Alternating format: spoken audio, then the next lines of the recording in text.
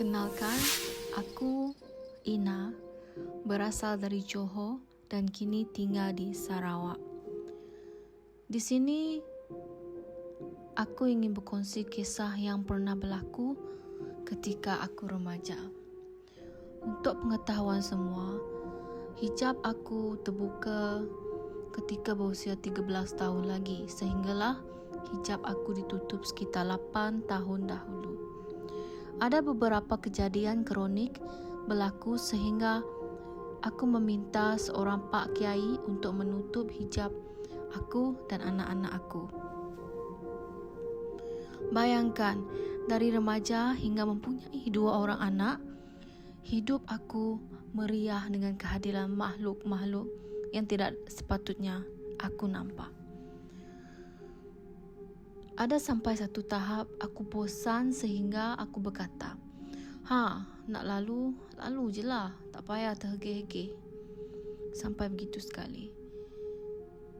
Kisah yang ingin aku kongsikan pada hari ini ialah pengalaman aku ketika aku berusia 14 tahun. Kejadian berlaku di Johor Utara pada awal tahun 90-an.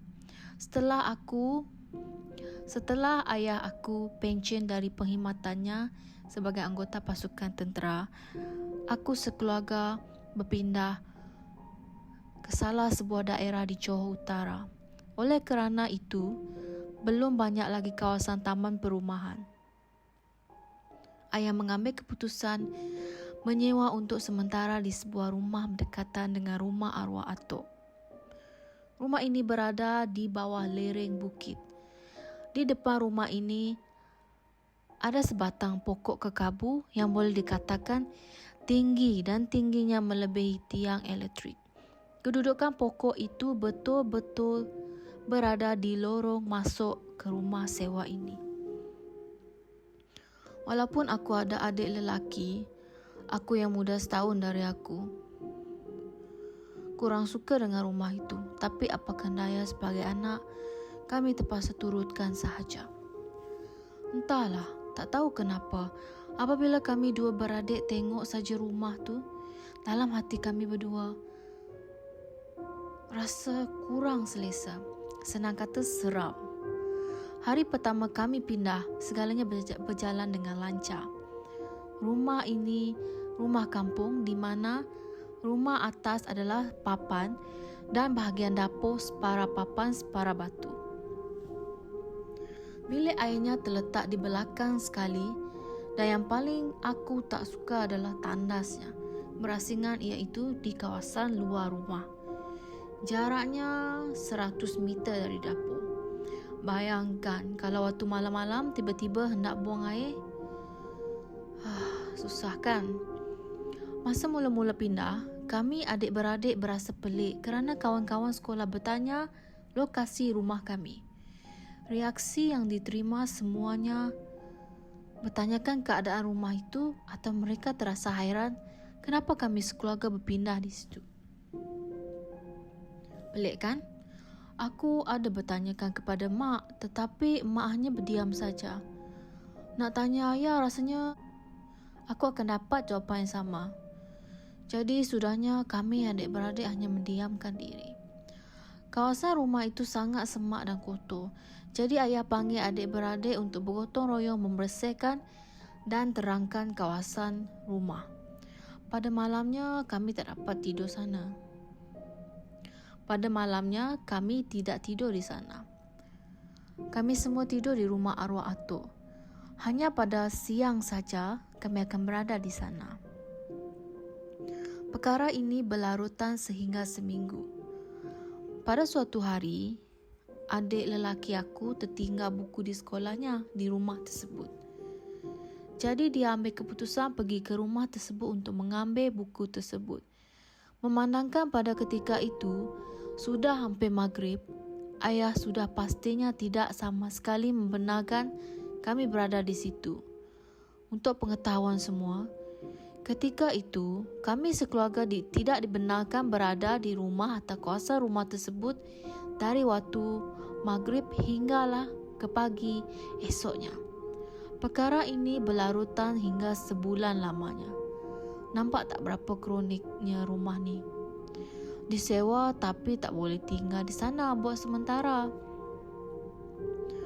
Oleh kerana adik aku amat memerlukan buku sekolahnya, kerana dia akan menduduki ujian pada hari esoknya, dia nekat untuk ke sana dan mengambilnya. Jadi, dia mengajak aku untuk ke sana dengan menaiki motosikal. Ketika kami sampai di sana, langit sudah kelihatan kekuningan.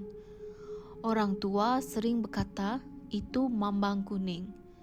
Aku memberhentikan motor di atas tepi bukit di bahagian kanan berhadapan dengan rumah sewa tersebut. Pantas adik aku turun bersendirian menuju ke pintu dapur yang berada di kawasan bawah bukit. Sebelum dia turun, aku berpesan agar dia cepat-cepat ambil buku dan terus keluar. Sebab, pertama, waktu hampir senja, ditambah pula dengan langit yang betul-betul kekuningan.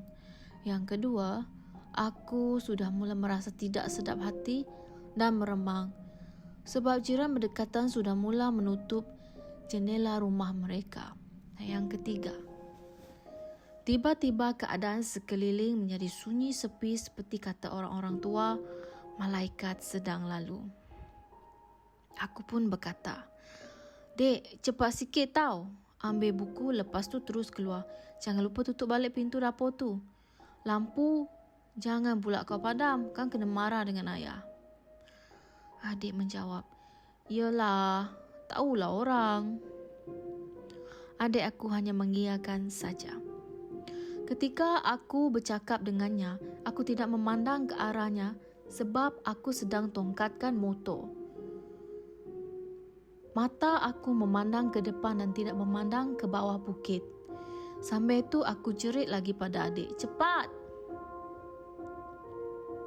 Tanpa langsung tidak memandang ke arahnya. Sebenarnya aku takut nak memandang ke rumah itu. 5 minit telah berlalu. Tapi adik aku belum keluar lagi dari rumah. Langit semakin kuning. Seekor burung pun aku tak nampak terbang di langit. Hati aku dah mula cuak.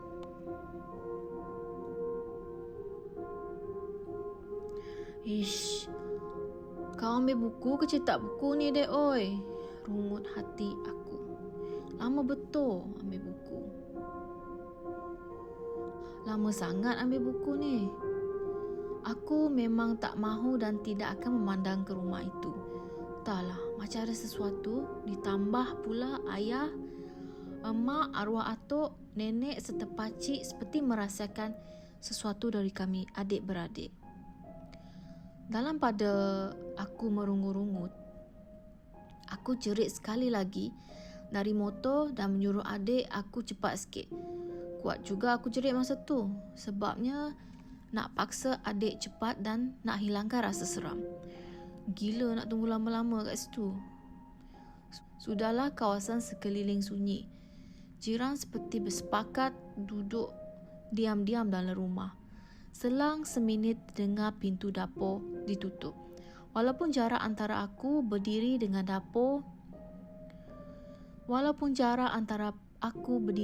pintu dapur yang menghala ke belakang sejauh 40 meter.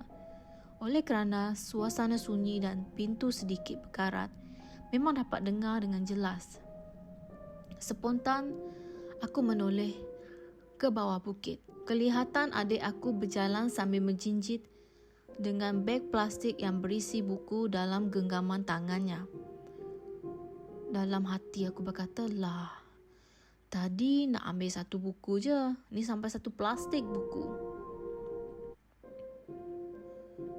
Entah bagaimana, pandangan mata aku boleh terpandang bangsa usang yang berada 10 langkah di sebelah adik aku.